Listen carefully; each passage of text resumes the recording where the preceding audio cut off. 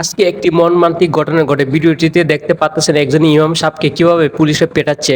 Social media রীতিমতো viral হয়ে এই ভিডিওর মধ্যে দেখা যাচ্ছে তারা আপডেট জানাচ্ছে যে বলতেছে স্যার আরো লোক পাঠান, এরা জামাত শিবির।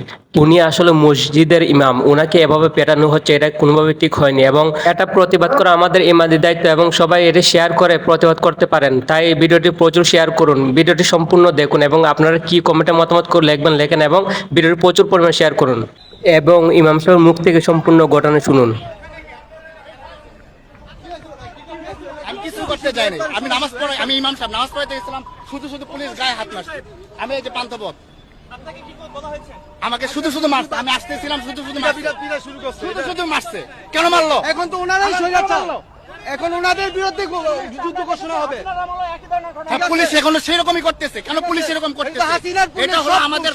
এবং শেষে একটা কথা জানতে চাই, তারা কেন মুসলমানদের সাথে এমন শত্রুতা করতেছে? আপনার ভিডিওটি শেয়ার করে সর্বোচ্চ শেয়ার